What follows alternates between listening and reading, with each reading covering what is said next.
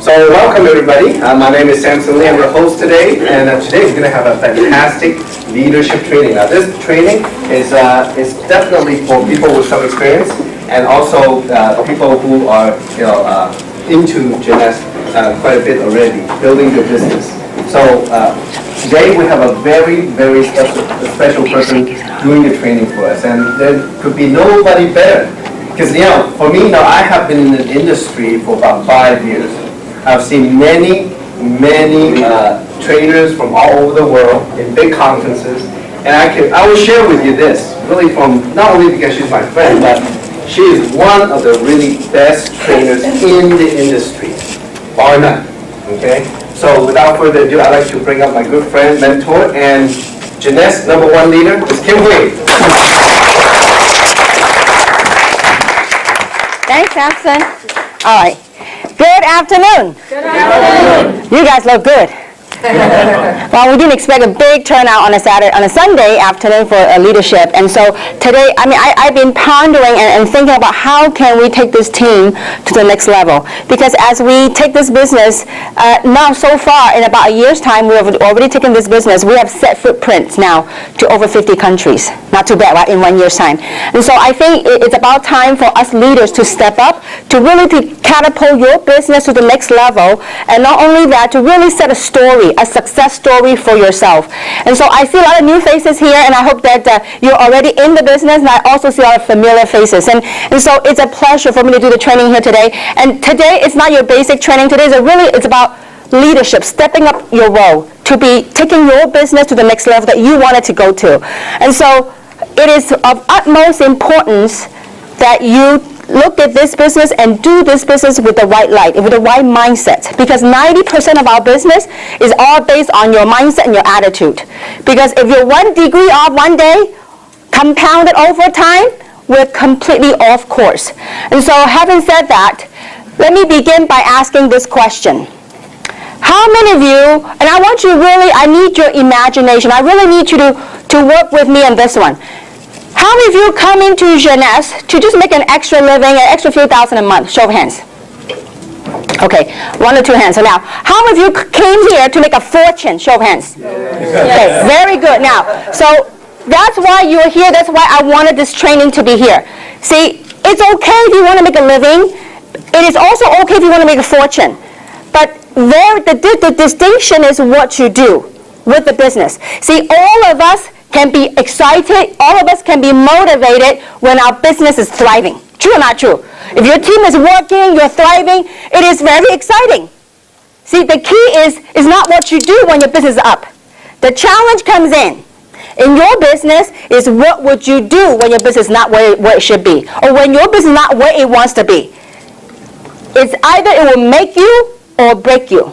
So today the training may be a little bit strong, and I hope it's okay. I'm a little bit concerned because we have seen some new faces here, but I do hope that you have been involved in the business for a while, because this is really for the people that have been doing Jeunesse for a while and that you have stepped up to be a leader.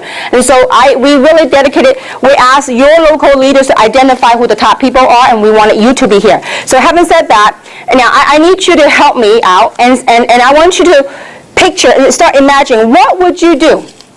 Now, again, this is a training. There's no guarantee of income in any form, shape, or way.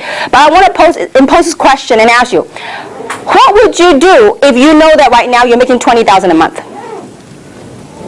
I want you to have that frame of mind.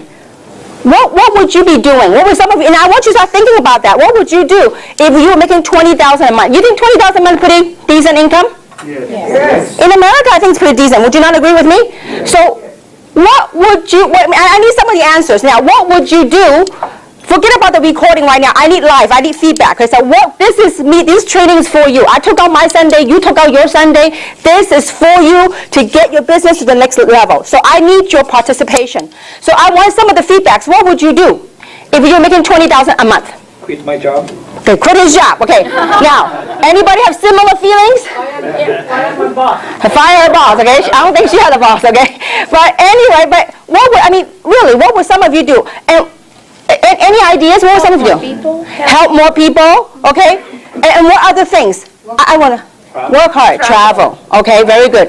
Now, I want you to start getting those feelings. We all need something to motivate us. We all need something to inspire us to go to the next level in life. If not, do a job. The job pays your daily paycheck, your weekly paycheck, your monthly paycheck. So to get somewhere in life, in your career, you need something that you can latch onto, that you believe that you can get it now. So we all established 20 grand is pretty decent income a month in America, right? Right, yes. My question to you is, if you knew you could do that, if you knew failing is not an option, what are you willing to do to get to 20,000 a month? Work hard. Doing whatever it takes. See, over the years, last 18 years, I have worked with thousands, countless people. And every time I go to a meeting, when people get so excited, they go, that's it. I can see it, I can feel it. I'm going to be a big player, and I'm going to make 20,000 a month, or 30,000 a month, or 50,000 a month. But you know what? After a little while, you don't see them no more. Why? Because most people, when they throw a number out, something's got to balance. See, a lot of people want to make a lot of money, and yet not everyone are willing to do whatever it takes to get to your goal. So 20 grand a month, we know in America's decent income. Now most people in America make how much a month? Average. 5, 6, 7,000? 5,000? 3, 4,000. Or 3. Oh my gosh, lower and lower, okay. So let's just say that 5, 4, 5, 5, 4, 5,000 a month. What do most people have to do to make that 4 to 5,000 a month?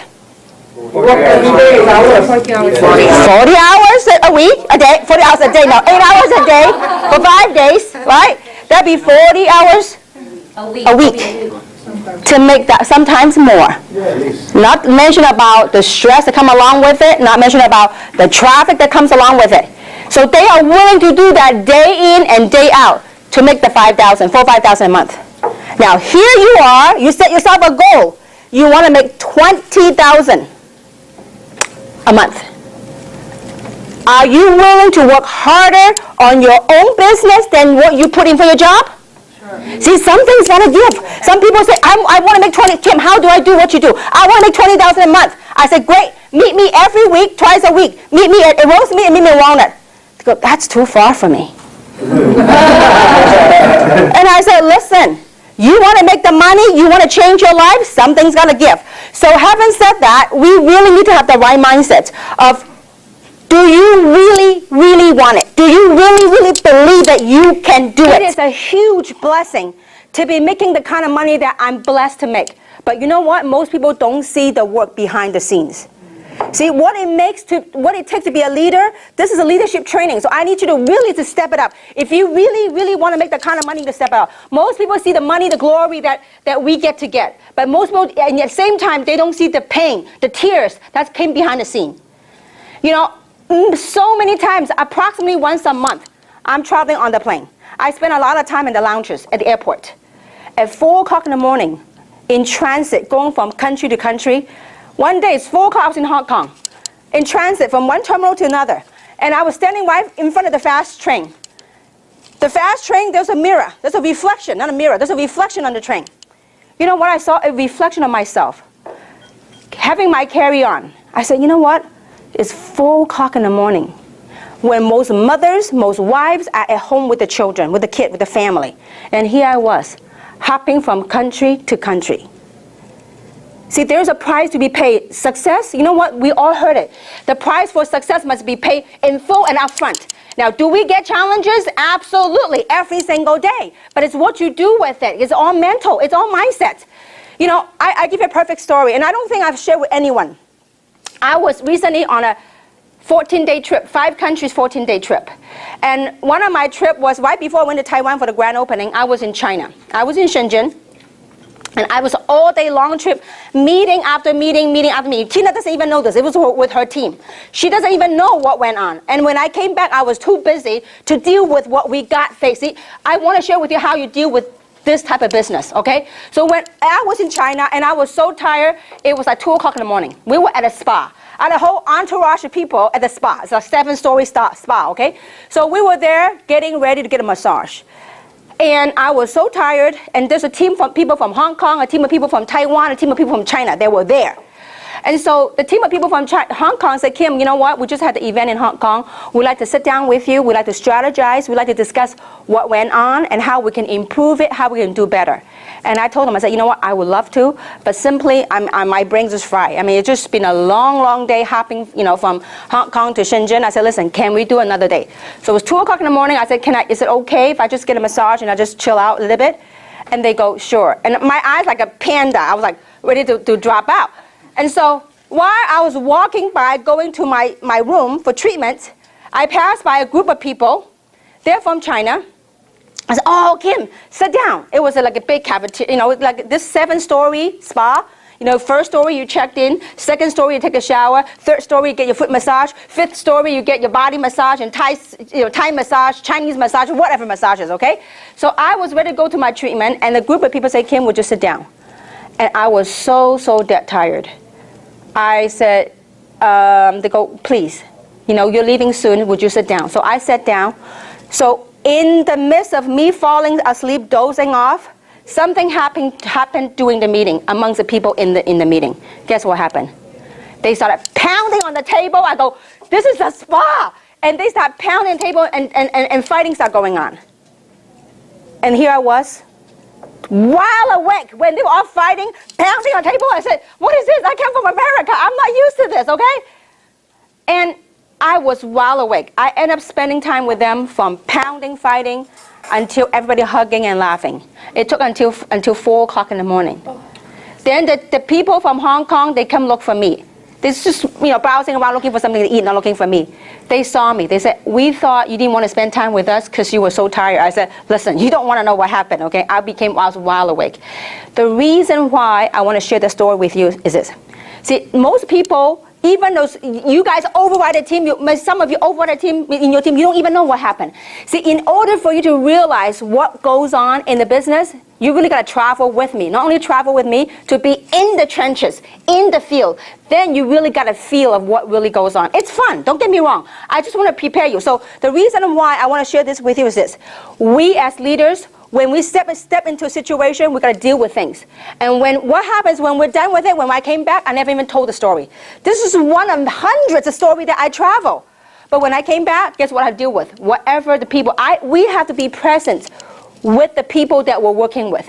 See, we as leaders, we must rise above the occasion. How whether you succeed or not with this business, depends on how you deal with the business. Most people in this business, you know what to do? They major in minors. They may put all their attention on the minor stuff. Minor stuff, challenges, do we have it?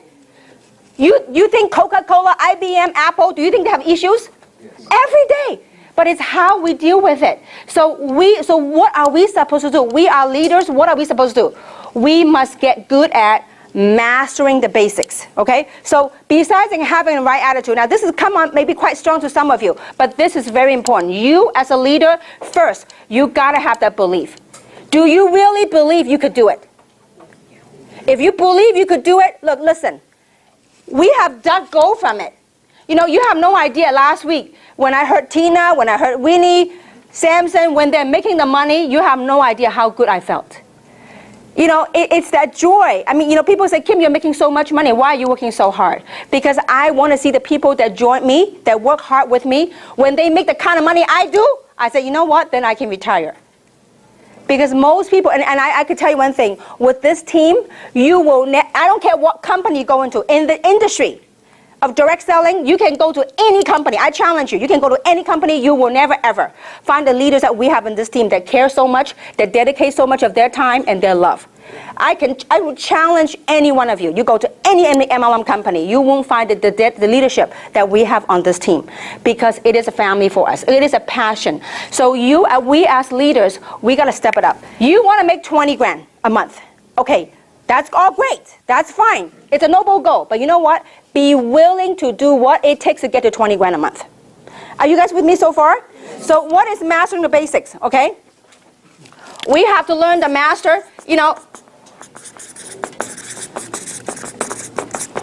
people say they want to get fancy. No, there's no need to get fancy. You got to get good at the simple stuff So what is the simple stuff that we got to be good at? One, you got to be very good at piquing interest. Now, what is piquing interest? Piquing interest is simply asking people that if they have an option, are they open to are they open to possibility to possibly change your lives, to probably have financial freedom? You just pique their interest. Now, later on, we're going to have a series of different basic trainings, so teaching about how you pique interest using what we call form, okay? Piquing interest is nothing more than you try to identify your prospect's needs. And what you do is you provide a solution. How are you going to find out what their needs are? Let's say Luz. If you know Luz, you got to get to know her. Yeah, these are your prospects. You know their background. Let's say Luz is a realtor. Let's say Luz is a great realtor. Realtor might make good money at a certain time period. But guess what most realtors have to do? They go from deal to deal. You make a sale, you make some commission. Guess what? In order for her to make money again, she had to go on, knock on doors again, move on a deal. Car salesman, same thing, right? You make a sale, you sell a car, next month, your quota, you start from zero all over again. So you have to identify what their needs are, what their wants are, through what we call form. Okay, that's a whole different training, okay? So form meaning F stands for family. How's your family? You need to find out what their needs are, what their wants are. So talk about their family. How are your family? How are the kids? So through your asking the questions, you are able to identify what their wants and what the needs and what the desires are, okay? Now, F stands for family. O stands for occupation. How's your job? R stands for recreation. Your vacation, have you done anything fun lately? What have you traveled to recently? The reason you want to say all this, ask all this stuff, is that through that form, you're able to find out what is it that they may be lacking, maybe they're looking to improve on. M stands for money. How's your financial situation? And I tell you, there's not a better time to recruit people than now. The economy, so many people are being downsized. So many people are being laid off. And this is a great timing for you to build your business and really offer a solution to other people, okay? So pique interest, simply ask them, are you open? Might you be open to possibility? That is it. It's not asking, will you join me in Jeunesse? No, you're not asking to join you anything. You're piquing their interest to see if they're piquing, meaning to see if there's an interest for them to even go a step further. Okay? So pique interest and learn to use it through form. Okay? Second thing you got to get good at is inviting them to our events. Once you pique the interest and they are open, instead of you sit there and blah, blah, blah, all about Luminance and all about Reserve, your job is to invite them to one of our local events. We're lucky. We have events going on right here. For people, now, what is an event? This is very important. What is an event? An event could be a local meeting. Okay? An event also could be what? A one-on-one session with your upline. A one-on-one. Okay? Or a small PBR at your house. If you have a home presentation, PBR stands for Private Business Reception. Okay? Or it could be a webinar. For people that are far away from us, it could be a webinar. Okay? Now, also it could be a conference call. And pretty soon, we are going to have a DVD, an opportunity DVD. Okay? OPP, Opportunity Presentation DVD.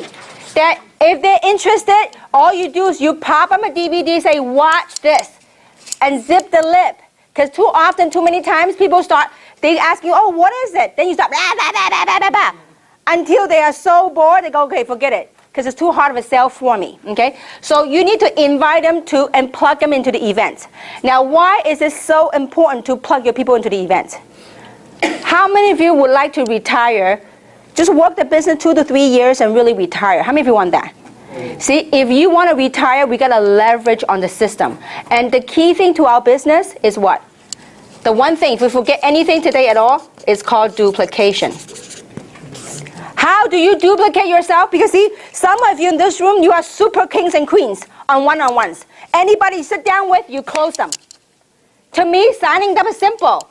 Getting them to sign up and go to work, it's a whole different issue. See, you want to sign them up and you want to give them a vehicle to go and duplicate you so that they don't always rely on you. See, a lot of people in this business, when you make yourself the issue, we can't succeed. Because you know why? We can never retire. Because it's always about you. If you stop doing one-on-one, guess what happened to your business? It dies, it stops. So you need to, how you duplicate is you need to, if you forget anything at all, you gotta get good at plugging your people to the events. You must be able to learn. You have to learn to promote the events. So how you promote, invite people to events, and you as a leader, you need to learn to promote events. You have to learn to sell events because, see, through the events, you know what they will learn? They will begin to gain confidence. They will begin to have belief. Every single one of you guys groups, I know what happened. See, the team that always plug into the meetings, I know they're growing. The teams that don't plug in the meeting, even though they got big sales, you know what, a month or two later, when any small challenge happens, guess what happened? Completely collapse, dies. So you have to get good at promoting event. Don't let language or culture be a barrier. Some people say, you know what, no, Chinese, they don't understand anything. I say, I don't care if they understand anything, but they understand body language. They understand people. They go, wow, so many people. There must be something good going on. You guys with me so far? You gotta get good. See, when people come in the meeting, after the meeting, guess what happens? They don't even need to understand. They go, wow, all these people. You pull them in the corner, you say, you see all these people? Then you can show them briefly what it's all about. But, you know, I also know that some of the people's mentality goes like this. They themselves have their own blockage. They say, you know what, I can't get my people to the meeting. Or my type of people don't like to go to meetings. We got to get good at overcoming that. Because I knew, you know, all this last 18 years, everything I shared with you, I went through myself. I always tell my sponsor before, he says, Kim, you are a queen of one-on-one. You go out there, you sign up people, you go out and sign up people, you're really good. But you know what, I discovered something, I can never stop. Because if I stop, I don't make any money. And I told my sponsor, I said, you know why I can't promote meeting? Because my type of people, they're professionals, they don't like MLM. They don't like MLM meeting. They don't like environment. They just don't like that kind of environment. Kim, until the day you yourself get over that blockage, otherwise you can't promote events. You won't succeed. Because it was all in my mindset. But you know what? Once I overcame that mindset in the meeting, you know, now, I mean, you guys know I've come from Hong Kong, so I could say that I'm from Hong Kong. And before I say, Hong Kong people are very fast. They just want all the facts and they don't want to sit through the meeting. And that was always I tell people. But you know what? Boy, was I wrong. Until I changed my mindset, when it was a meeting, I packed the most people from Hong Kong, from San Francisco, packed the whole Hong Kong people. Why? Because when I had the belief to promote the event, people will come. You got to promote it like a movie, okay? You have to learn how do you promote events. To promote the event, you have to edify the information. Either edify the speaker or edify the information. You edify the heck out of it, I'm telling you. Don't edify it like an MLM thing, but edify it like an opportunity that can literally change their life. If you talk with that belief, when you promote events, you got to learn to edify, and you have to have that belief. You say, listen, if I can show you something, I can invite you to a meeting, an event. If that 2 hours of your time, if it could change your life, it could possibly help turn your financial situation around, would you invest 2 hours of your time? Yes. Of course, right? Now, if they say no, that means do not continue. Don't fight with them. Move on. If you know, but see, there is a fine line. If you talk like not sure, you're not quite sure about the meeting, and when you promote like that, people can feel you. But if you say, listen, all I ask for is 2 hours of your time. Because if you didn't like it, just pretend you watch a bad movie. But if you like it, it might be something. You said it might be something that could turn your life around. All I ask for 2 hours. And after the 2 hours, I won't bug you no more. Why is it important for them to come in? When they come to a meeting, guess what? They hear testimonials. They see other people's. Guess what? When they do that, the business is no longer about you. Because it's always you talking to people. It's okay, it's good to have a lot of one-on-ones. It's great to have small meetings, home meetings. But after the home meeting, after the one-on-ones, what's your goal? Your number one goal is to promote the event. The next event. We build from event to event. It's called impending events.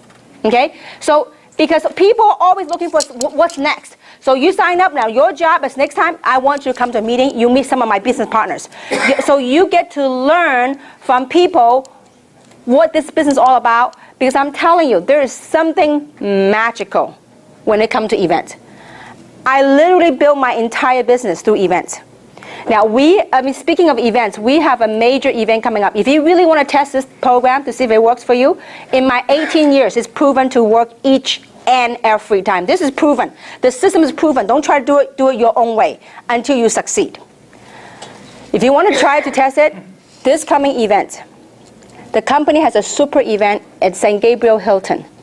Whoever can bring the most people from your team, either your prospect or your team's prospect, whoever bring the most people will be the most successful.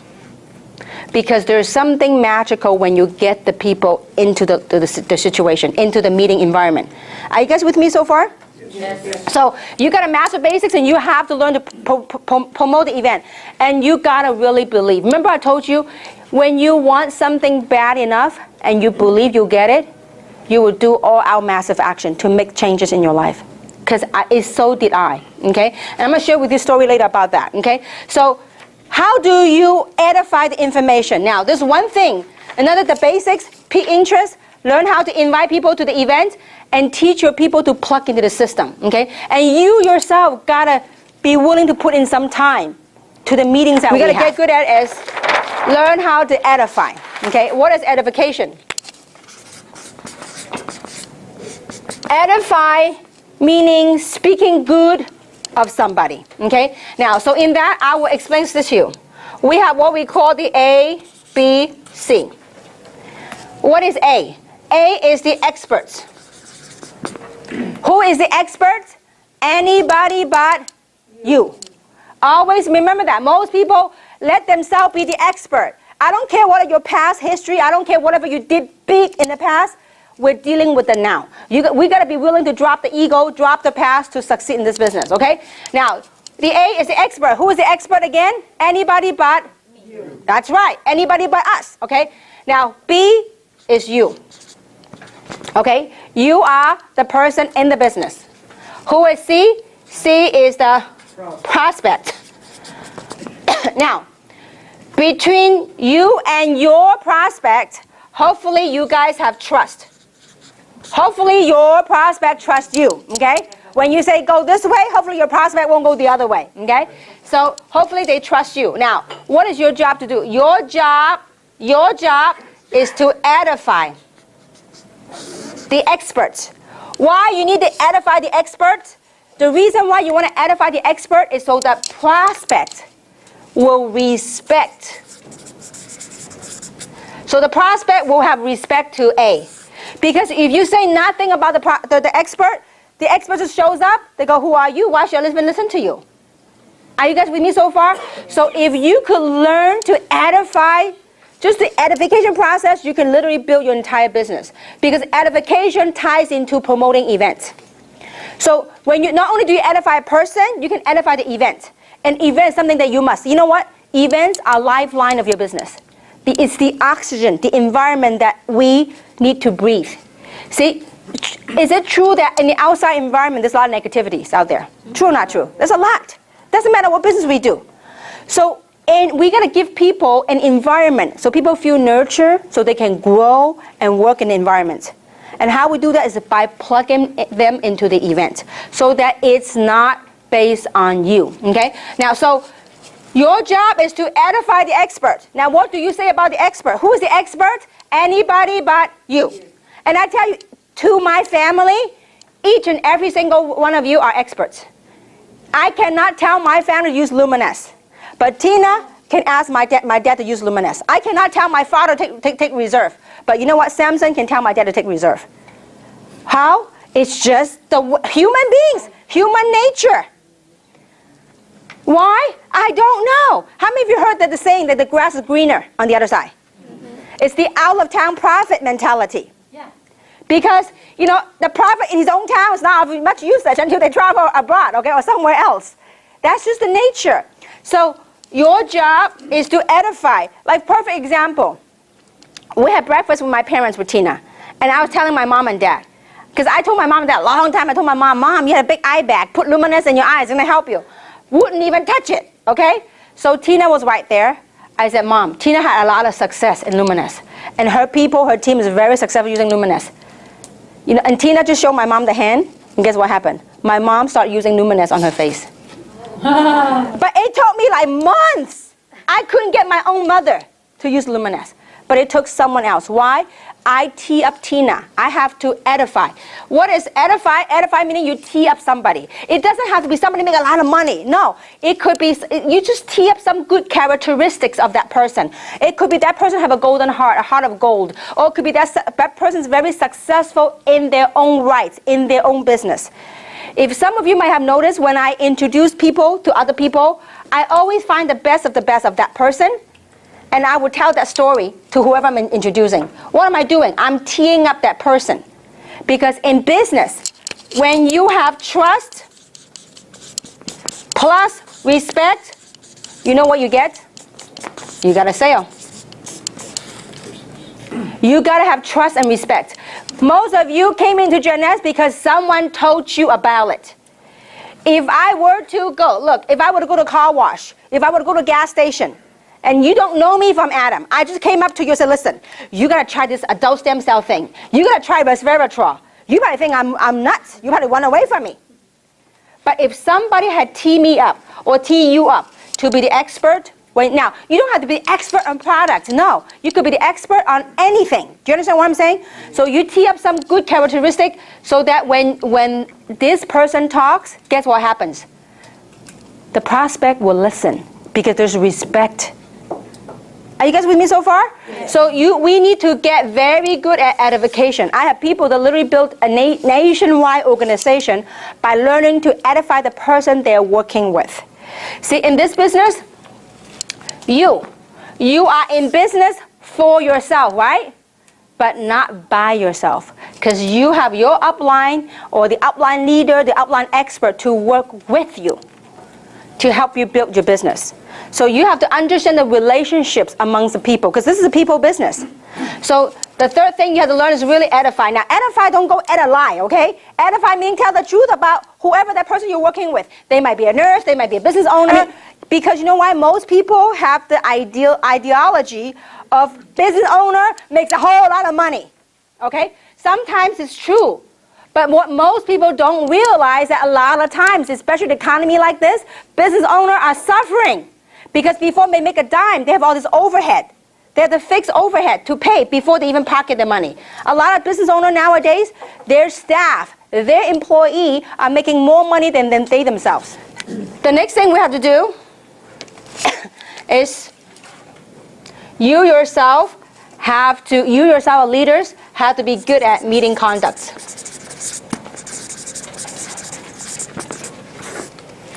Meeting conducts, what are they? We all know that in a meeting environment, that's where we do business, right? So having said that, it's very important for us as leaders to arrive on time, not late, to arrive on time if not early, okay? Meeting conduct is to arrive on time and to help out. I mean, look, this meeting is for you guys. I mean, I tell you, from day one, when my sponsor told me, whoever holds a marker, whoever helps set up the room, are the one that make the most money. I was the first one to volunteer. I said, show me. Just teach me how. So this meeting, whenever I go to a meeting, the first thing I do, you guys are leaders. I mean, that's why when I say leadership meeting, please don't bring any new people. Because when you have new people, I can't cover some of the stuff, okay? When a meeting like this, any meeting, any event, what's the first thing you need to look for? To make sure the event is all set up. If not, you need to take charge and get it to set up. Because why? The meeting, the event is for whom? And not for you. For whom? For your prospect. Okay? So you got to come early and take pride, take charge. Don't just, oh, it's not my team. I'm sitting here and slouching. No. Because maybe right now it's not your team. Eventually it may be your team. It will be your team. Okay? Now, the other thing is it's very important. You are leaders. Please participate. Okay? Because participation is key. What do I mean by participation? When the speaker asks you, how many people would like to make some money? Show of hands. Yay. That's really exciting, okay? So let's try one more time. And how many people would like to make some money? Show of hands. See, I tell you, I don't need you to fake and hoo-hoo-hoo. No need for that. But when you participate genuinely, guess what? That excitement, that enthusiasm is contagious of people around you.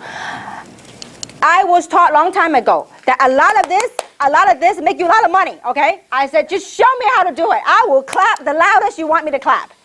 And I actually had invented a way to clap really loud, okay? It's like go like this. But anyway, I won't go there today. So you got to do a lot of this, a lot of this. We got to participate because it's not for you. It's for whom? For the people sitting next to you, for your prospect. This is very important. Now, this is leadership. I need you to crack a smile because it's not easy to be up here, guys. When you're up here, you realize one of these days when you do a meeting and Rick is nodding, he's like, yeah, it's really nerve-wracking sometimes. And you know what? The speaker is only as good as the audience. So we need you. When you're sitting down, kind of crack a smile because we need that smile. We need that energy to feed to the audience. So, and because if you're like no expression face, please, we need that from you, each and every single one of you. Because if, let's say that you have a prospect sitting next to you. If the speaker says, how many of you would like to make some extra money? And your prospect don't raise their hand, you're not going to say, you do, come on, See, because by you doing that, it becomes fun. It becomes a whole gelling environment. So I couldn't emphasize enough, I need that from you. And then also, very important, the meeting conduct, when you come, please sit down with your prospect in the front. Unless we're totally packed, usually we're packed now. So if we're packed, then you can give the seat to the prospect. But do sit next to your prospect. I see a lot of people over the years, you know what they do? They sit their prospect in the front. They go, you sit here, okay? I'm going to hang back there with the big players. No, you sit there with them. You know why? When you sit there with your prospect, you know what your prospect likes and what he or she doesn't like. When your prospect doing a lot of this, you know what they're doing? They're buying.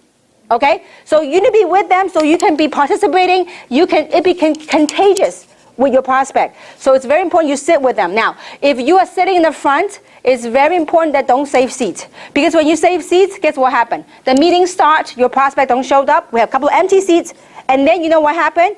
During the meeting, the person you're sitting in the front, you keep looking back to see if your prospect had came. First, if your prospect actually walked up, it'll be interruptive to people around them. Second, if you're sitting in the front, you keep looking back, guess what the people behind you will do? They all look back. And it could be that very same word that the speaker would say. It could be that key phrase, that concept, that thought, that idea the speaker spoke about. Then when everybody turned, it could be that very same thing that helped you close the deal. So it's very important that you sit in the front with the prospect. And when you're sitting in the front, if you're expecting people, please, please, please, when the meeting starts, don't keep looking back. If you keep looking back, the whole crowd will go with you. Okay? So these are the very little things, but it makes a world of difference. And you gotta get good at really participating. Okay? And so these are some of the stuff. And the other thing is get good at how to close. After you took the time, you invite your prospect to an event, into any meeting, and then they come. At the end of the meeting, you know what I see some people do? They get up, they go, let's go to my house. We go, or let's go eat. We go. And then you take everybody, you start leaving the room. After the meeting, if you get up, guess what the people next to you do? They will get up. After the meeting, what you do is you grab a chair, you form a little circle, and you face them. And please have your application ready. You can download it from the website. You guys, we're independent business owners. That means you got to learn to be independent, but at the same time, plug into the system. So many times, after the meeting, I need an application. Do you have an application? Please, have your own. Can we do that? This is your tool. This is your business. How many have seen people do that? Maybe you yourself are guilty. Okay? So please, we need to have application. Download, make some copy. Because unless you have online internet, and I suggest when you start making some money, really get a Wi-Fi computer that has a internet card. And then you can start enrolling people online. But it's much faster. You have an application. So how to close? After the meeting, don't have a habit of taking them home. What you do is form a circle, face them. Luz, wasn't it great? Which package did you like best? That's right. Now, I do not say, what do you think? If I say, hey, Luz, what do you think? You know what she'll say? Let me think about it. It's kind of interesting. Have you heard that? Oh, give me some time, yeah. Yeah, let me go home and check with my husband, okay? So I usually don't ask them what they think. I only ask them, what do you like best about it? Which program did you like best? Okay? Now, if she said, well, I think, I'm not too sure about which one. And I said, well, I can tell you what, from a professional opinion, what you could do is you can, if you really look at this as a business, the minimum thing you should do is to start with a jumbo program. So you can get some product and you can, share with family. And they go, oh, that sounds interesting. I said, okay, great. Let me show you how to get started. Then I get my application and I said, now, when they send out the check, what name do you want to be put under? Why? Because you want to paint an idea. What name would you like the check to go to? They go, me, mine, okay? Very few will say go to my husband or my spouse, okay? So you go, okay, Mike, your name is great. Now, what address would you like your check to be sent to? The address, right? Okay, great. And then your date of birth. Now, the last part I will ask is social, because people are very sensitive about social. Now, so trust me, don't worry about proceeding. Some people say, oh, what if they say no? I said, listen, if they say no, they will let you know anyways. If you get to and say, okay, great, let's say you proceed with the information. Okay, what is your social? So the company, at the end of the year, if you make more than $600, they will 1099 you. Okay, they put it right there. And don't worry, afterwards, I can shred it or I can let you take it home. Okay, the application. So great. Now, I need your autograph right here. I don't say I need you to sign. Because usually when you say sign, that means read. They can read a whole bunch of stuff, okay? So I would say I need your autograph right there. And then when it comes to payment, I will usually say, now, would you like to put that on your MasterCard or your Visa?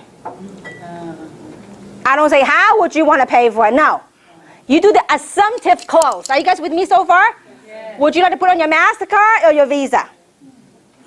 Now, a lot of times people say, oh, okay, I'll put it on my Visa, MasterCard. Now, when people say, well, I'm not ready. If by then they're not ready, it is okay. They will tell you anyway. If they're not ready, say, great. Can I help you answer some of your objections? What are some of the things that prevent you from getting ready? What are some of the things that's keeping you back? Then when you ask a closing question, what do?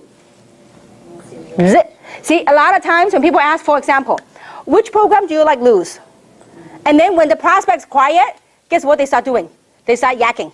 Oh, you know what? You really should go with the basic or the jumbo, blah, blah, blah, blah, blah, blah, blah. When you, remember, after you ask a closing question, whoever speaks the first loses. When you ask a closing question, which package you like more? Now, if a silent game going on, it's okay. Let them think. And I have to go, I wait. A lot of people cannot tolerate silence. I wait and I smile. If they have questions, they'll ask me anyways. So many times, people are so afraid to close. Why ask the prospect? Like let's say, for example, and this is me. I'm telling you, 18 years ago, this is me. My sponsor was a tall Chinese guy. And I had 6 people right there. And after the meeting, he was right there handing all my prospect and application. And I go, it's okay. I said, I'll take care of them. I'll take them home and I'll take care of them. And he give me, if look can kill, he will kill me. Okay? And he started asking questions. He won't let them go. He started asking questions, filling the app. And I felt so uncomfortable with it. I said, listen. I said, they're not ready. Let them go home. Let them think about it. And so they will let me know. Guess what happened to 6 of them? They thought about it. Never came back. Okay? Because you know why? Human nature. A lot of times, because there's a lot of opposition to MLM. And a lot of misunderstanding about MLM. And the very minute they leave here, when they deal with the real world outside, guess what happened? Their friends and relatives and out of the kindness of their heart, they thought they knew MLM. They thought they knew the industry. They thought they had experience. There's many experts out there. So when they're like, oh, lucky you didn't sign up that day. If you sign up, man, you'll be one of those people that got sucked into the game. They go, oh, thank goodness. Then from then on, whenever you try to call them back, they never pick up the phone no more. Because why? Other people got to them. Those are called dream stealers. They steal them away. Okay? So I tell you what, some of you might be uncomfortable doing closing. Trust me, if they are not ready, they would have told you, I'm not ready. If they're not ready, great. What are some of the things that I can do to help answer your objections? Or what are some of the things, questions that you have? If I can answer. Now, some people will start throwing questions at you, one after another. And when it gets to a point, you know, there are people that will ask you questions just to ask you questions. So if they start asking you one question, and then second question, by the third question, I say, listen, if I can answer all of your questions tonight to your satisfaction, will you get started with me? If they say, no, I'm not ready, I say, you know what, come back when you're ready to make a decision, then I will sit down until whatever it takes, I'll answer all of your questions. Because there's no sense to sit there all day, all night, answering all the questions, because you already prefaced it to them. You said, listen, if I can answer all of your questions to your satisfaction, will you be able to make a decision and get started with me? Sure. And if they say sure, then you take whatever time it takes to answer their question. If they say, no, not really, then I will say to them like this. I said, listen, you know what, that's okay. Whenever you're ready to make a decision, once all your questions are answered, when you're at that stage in your life, then you come to me. See, why? If people respect you more when you respect your own time. Because you sit there and you all that, no use. You know, I remember when I started working with Samson and started working with Robert, you know what those two guys would do? They would travel all over Los Angeles area. They will do training after training after training. And I said, where's the body? I said, where are all these people? Oh, they haven't joined yet. I said, why? You doing free volunteer work?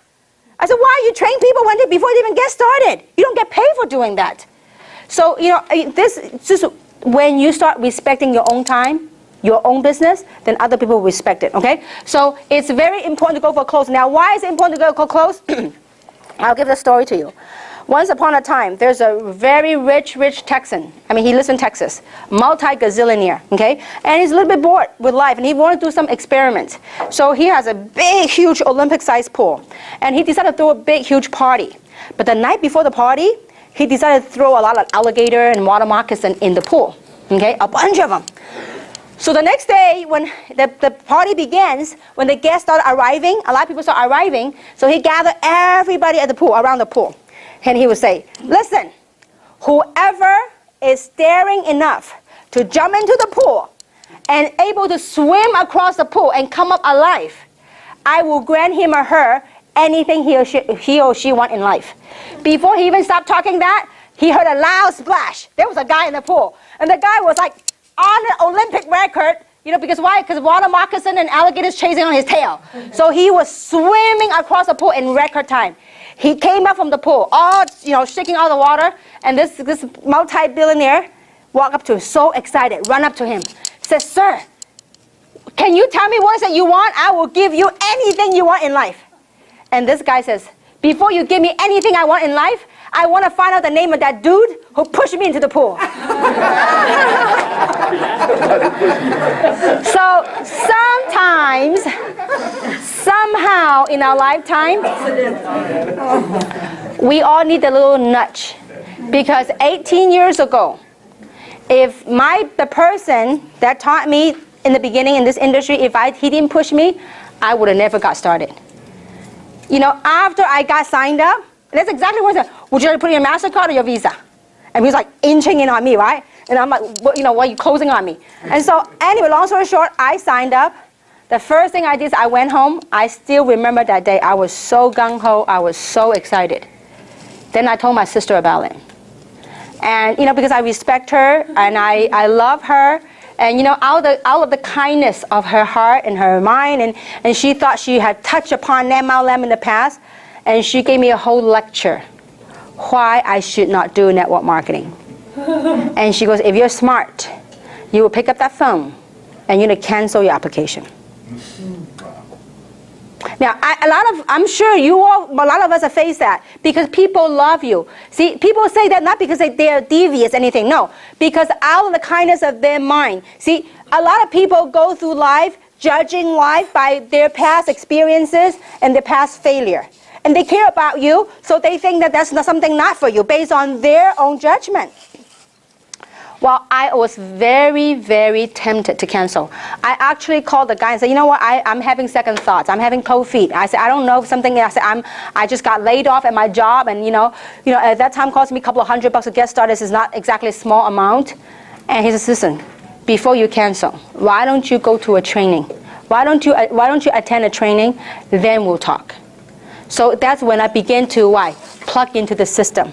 I attended training. I built my own belief structure. So thank goodness I didn't quit. See, if somebody didn't push me, I would not be where I'm in life. I don't know where I would be. Some of my college friends, I still remember, I call all of my college friends. Some of them went to UCLA with me. Some of them went to UC Irvine with me. I called all of them. And you know what? They were so negative. Like, Kim has lost her mind. This lady is college educated, graduated, very good grades. Why is she doing MLM? Maybe she got laid off and she really lost her mind. And so they were all laughing. They were all, not one joined me. They were all laughing at me. But you know what? I said to myself, look at who's going to get the last laugh. Some of those friends nowadays, they're unemployed. Some of them are still complaining about their job. Some of them are not where they want to go in life. And they already given up in fighting for what they had once dreamed of. They had given up what they had wanted at one point in their life, that they thought they could be somebody. And they've given up in life.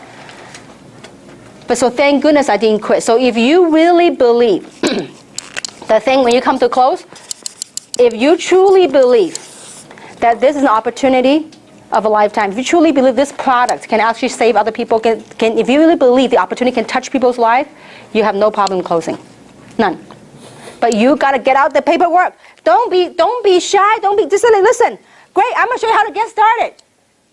Don't be afraid to ask for the sale, because the worst thing you can get is what? Is a no. But there is a power in asking. Because if you don't ask, you don't what? You don't get. You don't ask, it's an automatic what? No. But if you ask, there might be a chance you get something. Samson and I went to buy this camcorder because we decided to record this thing for the business. We realized that we need to have a system so that we can have people outside of LA can grow the business. So we were at the Sony store in Costa Mesa, in South Coast Plaza. Sony store. Well, they were saying, if you buy 2 more items, you get this thing off, 15% off. I said, well, what about the other items? They go, no, only one. I said, no. Can you give me, 15% off everything? Everything? And you know what? Well, let me try. So long story short, I got 15% of everything we bought at the store.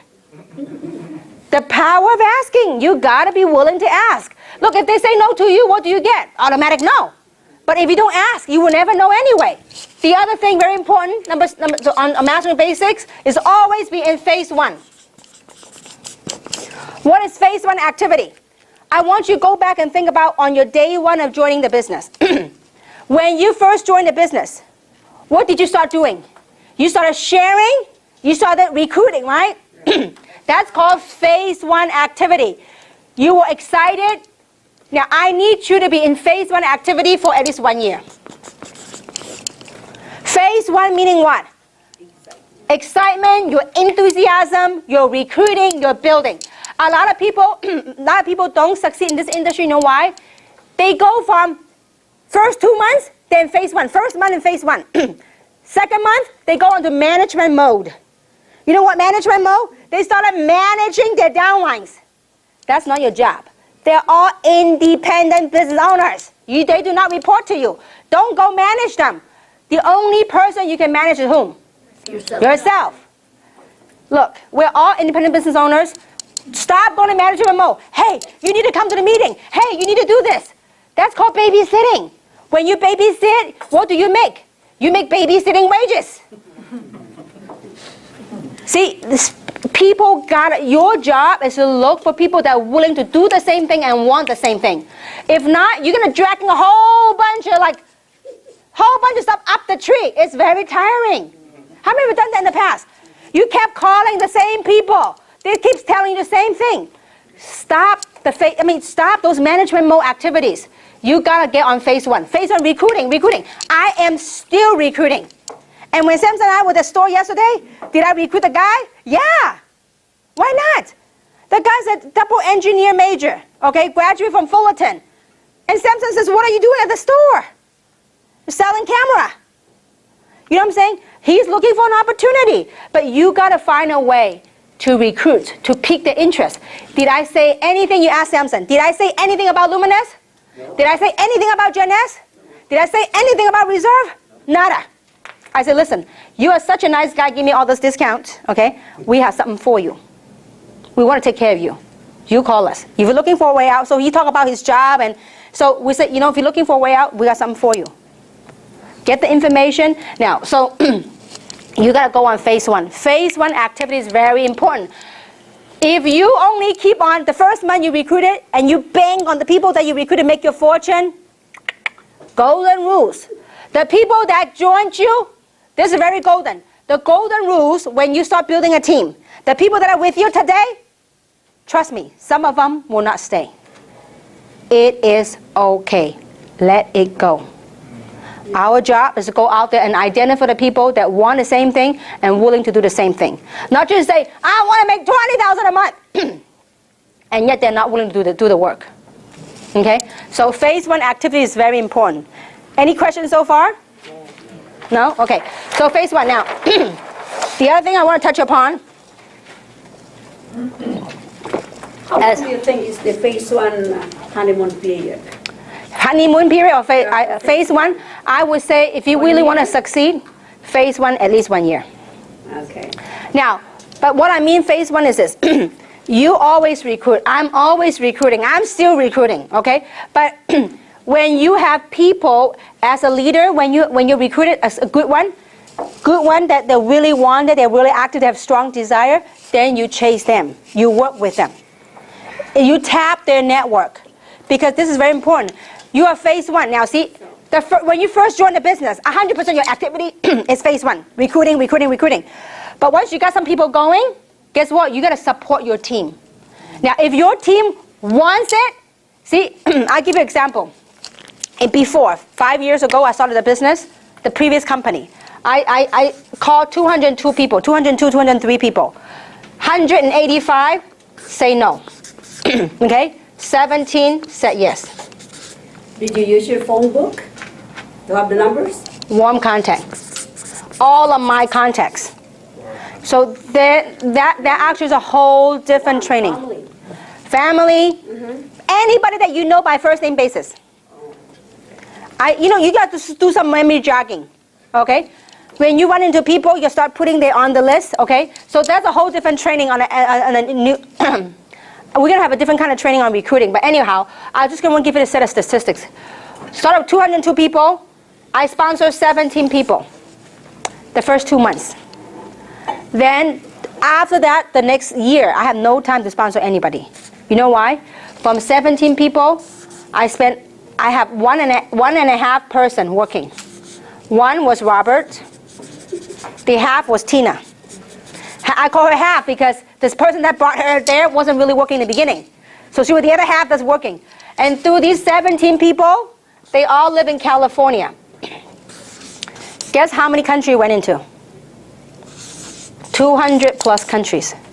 From the 17 people leveraging effort, guess how group the big went over? 200,000 distributors. When you have people that are working, they kept me so busy. Meeting after meeting, meeting after meeting. I mean, I was doing meeting and training, meeting and training, meeting and training. I have no time to recruit. See, that's good. When you have a group that keeps you going, that is okay. But when your group is dead, you don't want to babysit. You go recruit some more. Okay? So this is the statistics. Guys, you have to accept it. The golden rules. That your job is to go out and sort and look for the right kind of people. And the way we sort, it's a sorting game, guys. And we're gonna call people, and I'm gonna give you a quick example of sorting, okay? We call people, we sort people, just for the sake of it, for simple to understand, we call people apples, okay? And there's 3 types of apples. There's red apple, green apple, and rotten apples, okay? 3 types of apples. Now, our goal, our job is to look for red apples. Red apples, red, delicious, juicy. They're the one that's fun and say yes to your business, okay? The red apple is like people that are willing to do the work, they're excited. These are what we're really looking for. The green apples, the one that they're not ripe yet. They have a lot of questions. Question after question after question after question. And they will find different forms of questions to ask you. in the same context, okay? So the green apple, people have questions. Now the rotten apples are the ones you want to stay away from. The rotten apples are what we call dream stealers. Not only will they say no to you, they'll be nasty about it, okay? So let's say that you're at a supermarket and there's a whole pile of apples, okay? Your job is to look at the apple and put in your basket and you to pick up red apples. Now this is what happens when in reality when we go recruit, when we go build. When you pick up a red apple, red juicy apple, what you do? You put it in your basket.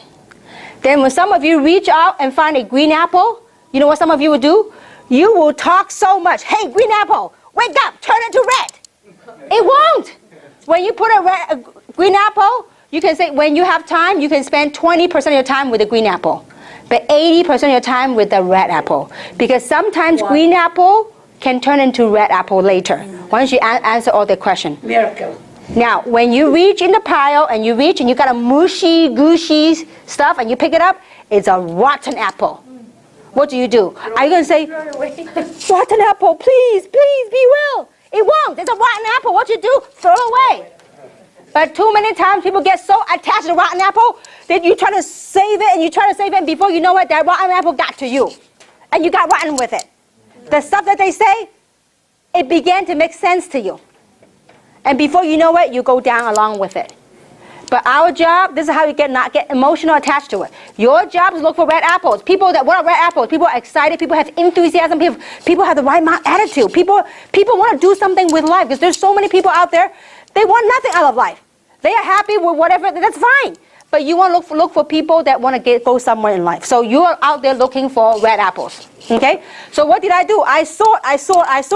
Do you know how many rotten apples of 185 people? A lot. Like 150 were rotten ones, real rotten. Some are really bad.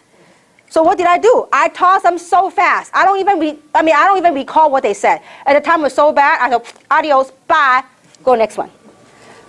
But a lot of people, they don't understand the power in the numbers.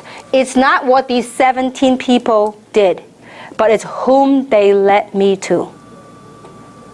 It's not what some of them did. I brought one of the person that brought me to Tina. It's not what he did, but he led me to Tina. He's a great guy. He made a ton of money in that company. But he led me to Tina, led me to a whole bunch of people in China. And so it's not what they do, it's who they lead you to. So that's why when you work your business, you got to pick the ones that are good, you chase them. When the momentum's hot, what you do, when you strike an iron, the iron's hot, guess what you do? You strike it. A lot of people, when your business is up, they take a vacation, they go spend their money. Don't do that. When the iron's hot, you strike it. You go, you know what? I have a business friend, and he said the best. He goes, you know what? Life is like a spring wheel.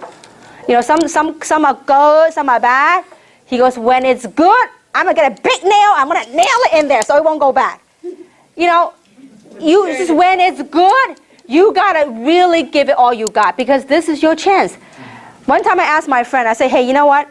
I said, what would you do if you're making $30,000 a month? And back then, $30,000 a month is a lot of money. He goes, oh, I'll take a vacation. I'll take this and that. I said, listen, that means your momentum's up. You need to really, really ride it. Because in business, you don't know when to go down. You don't know. You only take the best of it and run with it. Okay? Overcoming obstacles. Along the way, as you're talking to people, will we have challenges? 100% guarantee. Will there be difficult times? 1,000%. The difference is, what do you do when you're down? Most people will stay down with it. You know what? Most people say, when the group was thriving, or when they once had that big glory, they kept living on the past glory. Get over it. People say, well, what would people say about me? My team died. Get over it. This is now. We're dealing with now. I can't do anything about the past. I can't do anything about the future. But I can deal with what we got now. If you can't drop your ego about your past success, you know what? The past success may be a one-time luck. That past success may be a one-time gig. But if you are as good as you think you are, you're going to stand up and you do it one more time. See, people say, I believe, I want it. You know what? Most of you have not crossed the edge. You're going to gone beyond that edge if you want it. Look, how many of you can really feel, how many of you feel good to get a 40,000 check? What would you do? I tell you, many years ago, when I got involved in industry, they told me the average income for that company of an RVP was 30 grand a month. And I remember in my thoughts, in my head, I said, you know what? 30 grand a month. I said, forget about getting a month, every month. If they give me one check, one time for 30 grand, that will help me solve a lot of problems. How many relate to that? Yes. Yeah. It is a huge, these things now become a number to me. Don't get me wrong, it's a huge blessing. This is a huge blessing. What kind of business give you that kind of return? But see, everybody want it. But are they willing to do what it takes? See, this is something that it's a very fine line. We have to really tweak it. You have to really, really, really get it. I want it. I want to change my life. I want it. I want it. But when the very first sign of challenge, you get knocked down, you stay down, and that is it. Then what happened to your dream that you once wanted? What happened to that thought that you once had it? Listen, money, people, things, material, people can take away from you. But one thing they can't take away from you is right between your 2 ears. If you're strong, you know what you want out of life, don't let anyone talk you out of it. Don't let nothing. You just got to get to that point of no return. When you get to that point, you have crossed a boundary, you have crossed a line, you said, this is it, this is what I want. And I want to say this, and I don't want to come off the wrong way. I have a very, very, very loving family. I have 3 sisters. And all 3 of them were opposing me to the max. The word opposing is an understatement. They opposed me of doing MLM for many, many, many, many years, to a point where they will call me every day to tell me to quit. Every day. If my older sister were here, and one of these days at the event, she would tell you, you know what, my sister, that poor kid, I only wish she would quit, because she would call me every day to tell me to quit from Hong Kong. Every day. At 3 o'clock in the morning, I know it was her. And until it gets to a point now, she's a wonderful, loving person. But she did that based on, she thought she was caring for me. She thought she wanted the best for me. Because her experience with MLM wasn't that good. But she thought she had experience when all she did was had maybe like one meeting of a water filtration company. She didn't even join.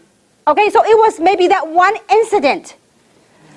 So she based her whole perception about MLM and every day trying to talk me out of the game. It wasn't until the day I told her, listen, if you do not have anything good to say about my business, about my dream, about my goals, my journey that I chose, please don't call me anymore. You can call me about anything else, but don't say anything about what I do. See, I had drawn the line. Until you draw the line, then you become successful. You have to get good at it. See, many people in their mouth, they say, I believe in Jeunesse. I believe the product. I believe in Jeunesse. I believe I can make money. And yet they're not making the money. You know why? What you say, what you think, and what you do are 2 different things. When you say you want it, you want to be successful, you want to retire your job, you want to retire your husband, you want to walk away from your job, if you really want it bad enough, you know what? You're going to put massive action behind what you say. Then things will happen. You got to get over your own fear. Because you know what? What stops most people is our own fear. We worry about this. We worry about what people say. We worry about that. There's too many things to worry about. You ask me, some of you, if you hang around me with my sisters, I'm the most quiet one in my whole family. Some of them, out of their kindness, they think they're very fashionable. They will laugh at me what I wear. This don't match, the color don't match. Do I give a dime? No. I said, this is me. I think it looks great on me. And I move on. But some people go, oh, maybe they're right. Maybe I need to change this. I change it. You got to be you. And you got to face your own fear. Don't worry about what other people say. Listen, will other people say this is a scam? Will other people say product don't work? I can guarantee you 1,000%. You gotta be firm in what you want and face your own fear. Look, if you have no more warm market, talk to cold market. But you're not gonna recruit the cold market right away. You strike a conversation, find out what they need, and you go from, like playing baseball, from first base, second base, you go from base to base. Learn about them, and you know what? Eventually, you're gonna start building. You gotta get good at bringing people. You gotta get good at talking to people. If you talk to nobody, there's no way you can build a business.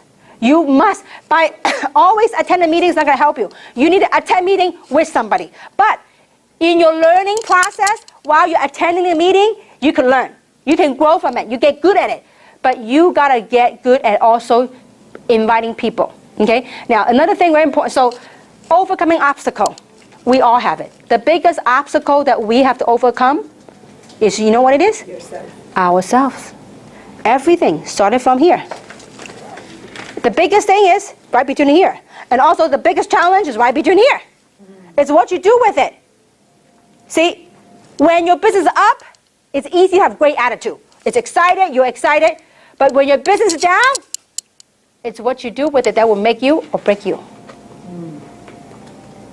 You know, one of the things I really, really admire about Samson, Tina, and Winnie, their persistence is unbeatable. Rain or shine, you'll find them out there. Doesn't matter if people say no to them, doesn't matter if people quit, guess what? I'll give you a perfect example. I was having breakfast with my dad, I think yesterday or the day before, whatever. I was sharing with my dad, I said how happy I was with my dad. My dad said, wow, Tina's good. I said, Dad, most people only see the fruit. They don't see the challenges that she went through. There are many times you go to any meeting, people saw Tina, they went the other way. Tina, don't come to the meeting. Don't go to our meeting. Don't. I mean, there are people, but did she care? She act as, no, she doesn't act. She does as if she don't hear what people say. She still goes on. You don't want to hear about it, it's okay. I still talk anyway. It's a free country.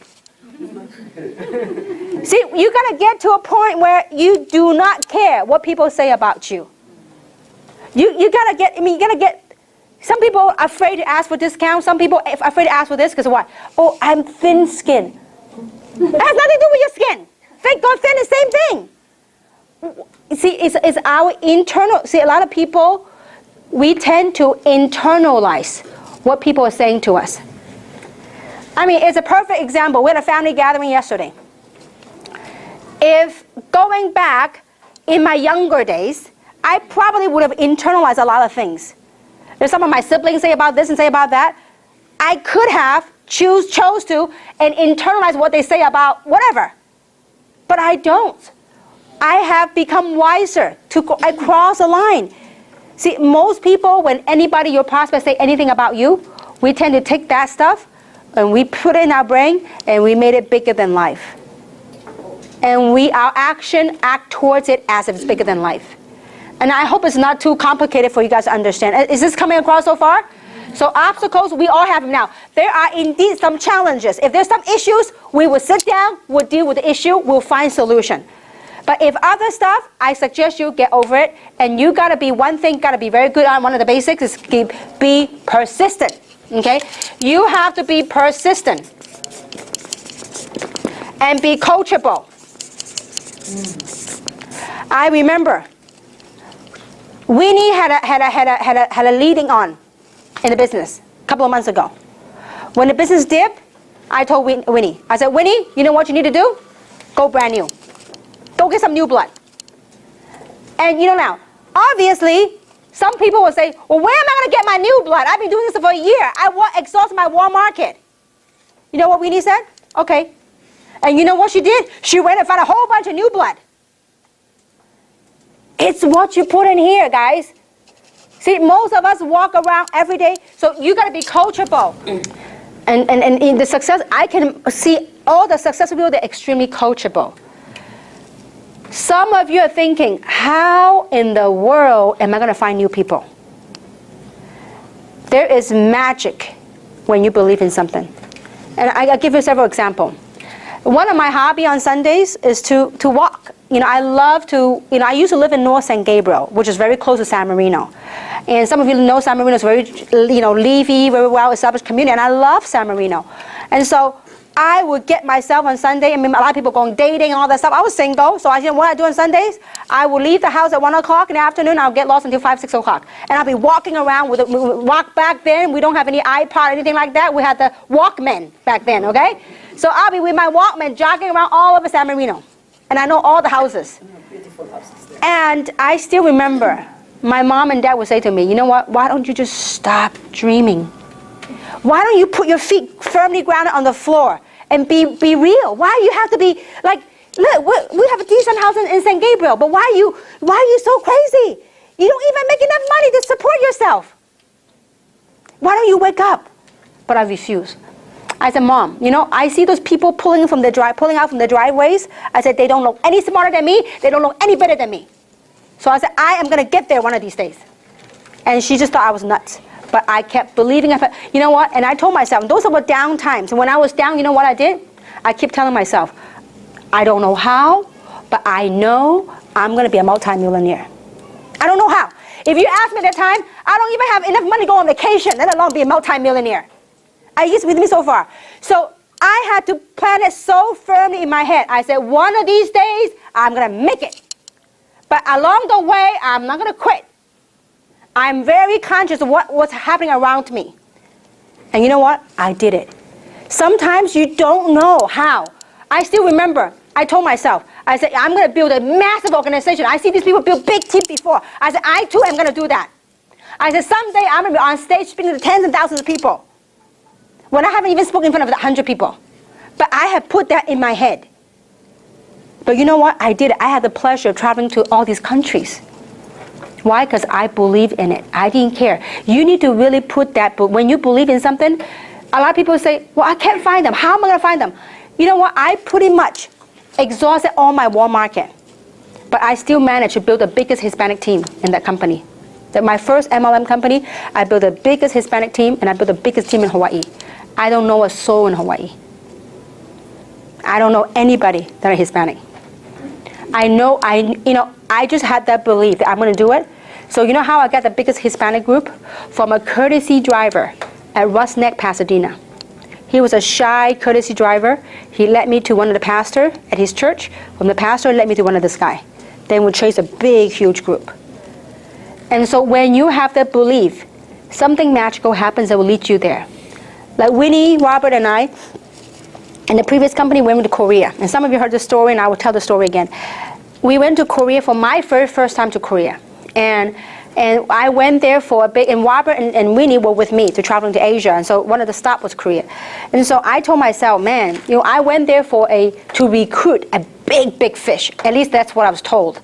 So I thought to myself, man, it's a pretty expensive trip, not in terms of money, but time-wise, away from my family to go all the way for one big fish. So I told them, I said, you know what? I am going to, no matter what, I'm going to find another big fish. They said, do you speak Korean? No. Do you know anybody in Korea? No. But I said, I'm going to find a big fish, another big one. I said, I just know, because it's too costly for me to go.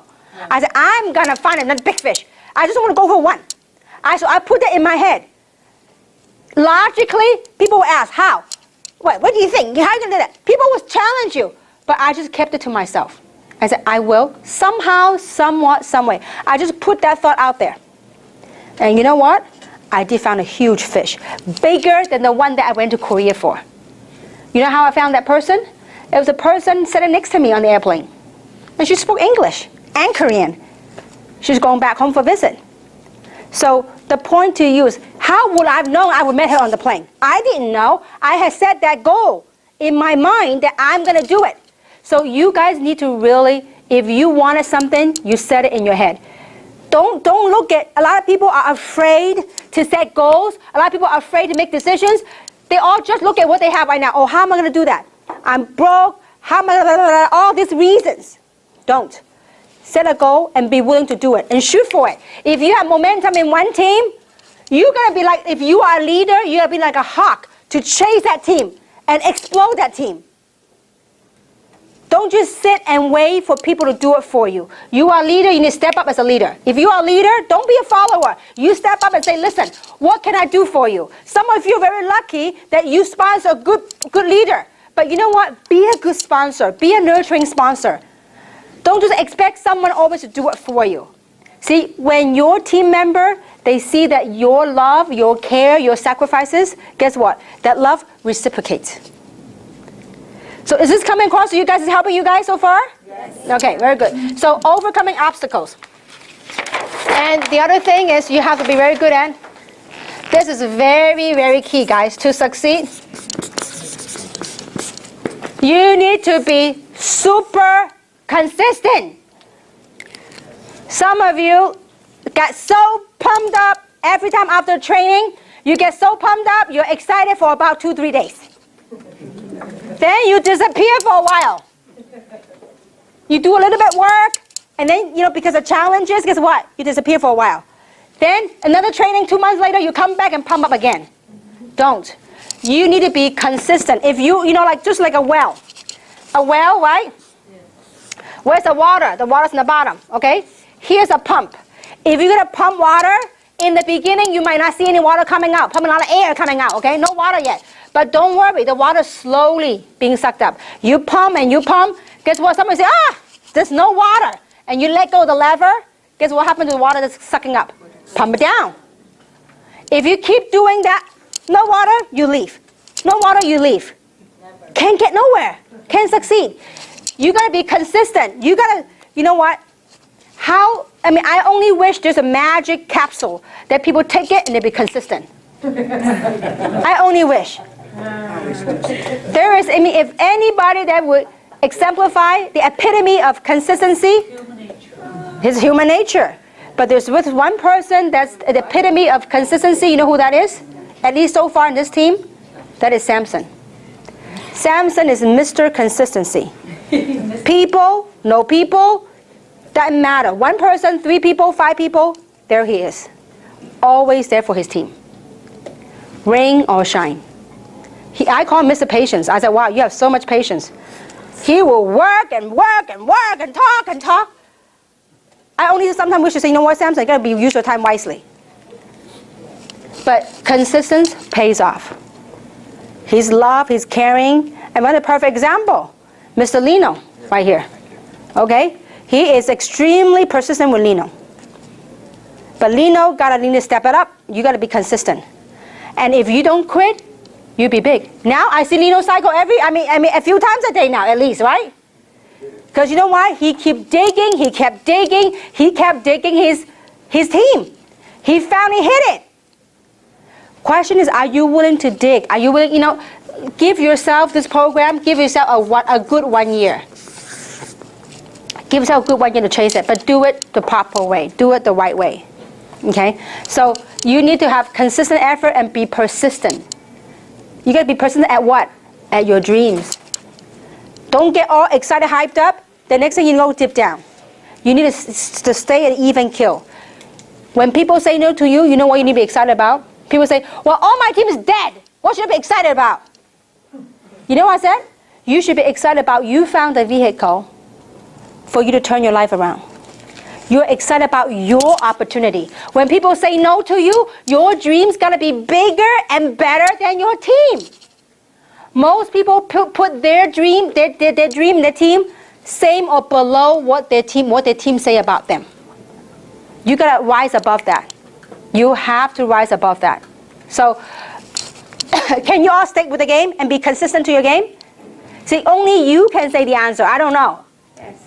Can you guys do that? Yes. Will you do that? Yes. See, will you be loyal and be faithful to your own dream and your own vision? Because you need that. You need your vision, you need your dream to keep you going. Because just like anything in life, there's that roller coaster, the ups and downs. But you must have the courage to face those fears. You have those courage. When you're down the valley, don't park there. Get out of there as soon as possible. And take massive action. If your group don't move, they don't plug in, drop them. Don't let them drag you down. You go find some new ones. There are a bunch of new ones. A bunch of them. Question is, are you willing to go through the numbers to find them? But you got to be willing to open your mouth and talk to people and talk to people and talk to people. Okay? So,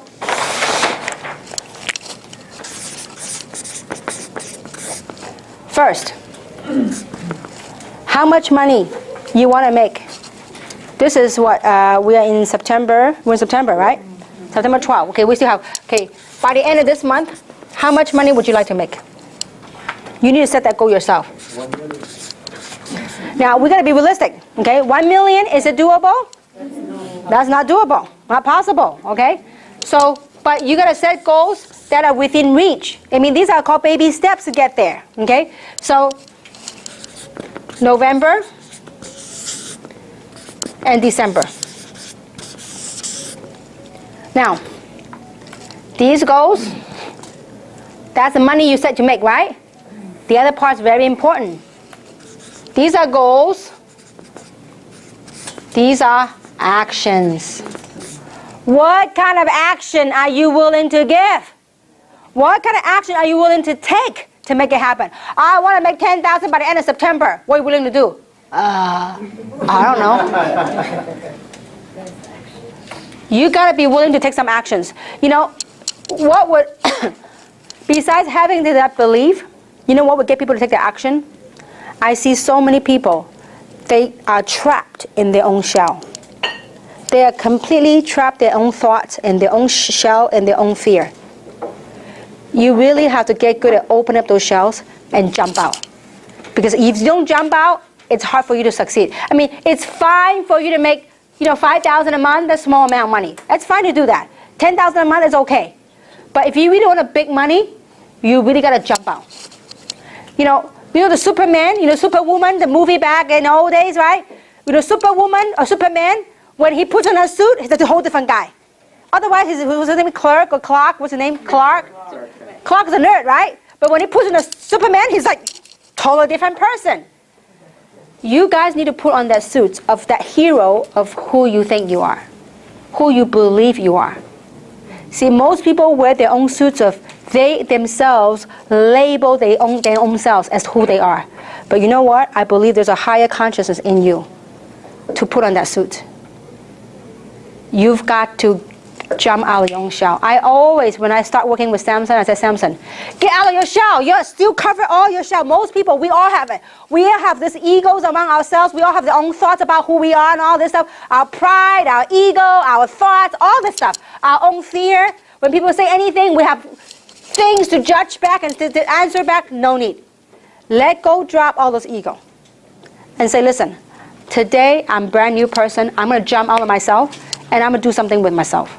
I'm going to be somebody. I'm going to be someone. I'm going to be successful. Whatever that success meant to you. And you got to be willing to take massive action. Because I have seen time and time again over the years, in different nationality, different races, different country, it's all the same. It doesn't matter Chinese, Filipino, Asian, American, it doesn't matter. I looked out, too many times, most people have so much potential in them, but it's all buried, all covered in layers and layers, years and years of whatever, conditioning from family, from tradition, from yourself, all this layer and layer. It's got to peel like different layers of onion, peel it out, peel it out, peel it out, peel it out. It took me 18 years to peel out all those layers to become who I am today. That's why network marketing is the best self-mastery course. But the most important, the fun part of it is, it's got a compensation plan attached to it. And along the way of self-mastery, self-becoming discovery, you get to help other people. My son said to me a couple of days ago, Mama, you have a lot of money. I want you to spend more time with me. You don't need to work this hard. It's a big sacrifice for me. Winnie knows and Tina knows when I travel, I call home, he doesn't want to talk to me. He says, if you love me, you'll be home with me now. And so it is hard on me. But yes, it's true. I could choose to stay home, but I really feel like I have this sense of responsibility. This company is the owner's baby, it's my baby, it's your baby, it's all of our baby. We want to make this thing work. But the most important work that we all can do is help other people to break through within themselves. Because that's the biggest thing. Once you're able to break through all those layers and layers of whatever we trap ourselves into, you know what? The world is within reach. A lot of people say, Kim, it seems like everything you touch turns to gold. Once you begin to align and remove all those layers and layers of stuff that we all built up over the years, when you're aligned with the universe, you reach out, the world is yours. It doesn't mean that there's no obstacle. It doesn't mean there's no challenges. But it's what you do with the challenges. It's what you do, how you handle them, what you do with it. Like I said, it is so easy to be pumped, to be excited, to be enthusiasm when your check is up, your group is up, and everything's up. But when your check is down, when your team is down, your spirit's low, is anybody say anything to you? Anything, any remotely negative stuff, it could be that straw that will break the camel's back. But the most important of all that we all can do, the message I want to get across today, all the training, all the techniques, all that stuff, nothing is going to do any good until you know what you want. And until you have the belief that you will get through it. And until you jump out of that shell. You have to jump out of your shell. If you want to take charge, you know what? If you got it no, behind Cece. Sorry. Yeah, Jenny, sorry. Jenny has a big team going in Canada. If I were her, a team is moving, that's her pay leg, you know what I would do? I would get my bag, pack my clothes, go there. Take step, take charges. Get out of your shell. Jenny, you know what? She was a great leader at one point. She was all over magazines. But because of whatever happened, I'm sorry to pick on you, Jenny, that's why I had a hard time picking your name because I want to pick on you. But you know what? A lot of people, because of certain things that happen, we bury ourselves with different layers of stuff. If I were her, that's giving her cycles every day. Many cycles every day. I'm going to get my suitcase, pack my clothes. Here I go, Canada. You know what? I'm going to pump it bigger. You need to step up to the leader that you once were. Because I know you have it. Same thing with Jing and Ellen. Their team alone in 1 month in the U.S. did close to $200,000 a month. Just in the U.S. Guess what? Because certain thing happened, because of challenges, the group didn't plug in, whatever reason, it collapsed. Now this act, we either make them or break them. They're still here. See, it was easy for Jing and Alan to be pumped, to be excited. Because your adrenaline's running. When your team is all on the rise, you are the talk of town, it's good to be up. But the key is, what would you do when your team is down? Now, human being naturally will say, what would my peers say about me? Before, my whole team is my whole meeting is my team. Now, nobody's my team. What would my peers say about me? It doesn't matter. Because we are here with you. We will cheer you on like you never believe. If you have the courage to come here, to face it again, Jane, you'll build even bigger than before. Same thing with Robert. Robert was $1 million earner. He made $1 million in 2 years. If Robert has what I think he has, he'll be an even bigger team. But the difference is in what Robert's attitude would be, on how he looks at it. He can take a sour look, or he can take it in a positive light and change his life forever again. We all have that. The reason I point these people out, because they are very close to my heart. Some of you are very new, I can see that. Some of you have been here for a while. But you really, really, in life, I hope Jeunesse is your vehicle. But in life, we really need to learn to find purpose in what we do, and have passion in what we do, and be enthusiastic about what we do. People love, I present. I don't know all the stuff about product, about everything, but they love it because I have a passion and people can feel it. If I have to stand here to get people $1,000, get a 1-year jumbo, it is not worth my time. They buy a 1-year jumbo, they disappeared. I think that's above and beyond. There is so much work that we could do with the humankind. Above and beyond health. There's a lot of things that we can help people to really break out their shell. So the message today really is that we all need to jump out of our shell. It may not be right now immediately, but we need to, when you are in a stage, in a mindset where you're down, or you thought about whatever you thought, you just say, take a deep breath and say, listen, what do I want out of life? I'm going to break through. I am not going to label myself one way or the other. I'm not going to think anything, but I'm going to jump out of myself and I'm going to be somebody. I'm going to be successful. I'm going to pursue my dream with every passion you got. Can you do that? Yes. Will you pursue your dream with everything you got? Yes. Along the way, you might make some small sacrifices.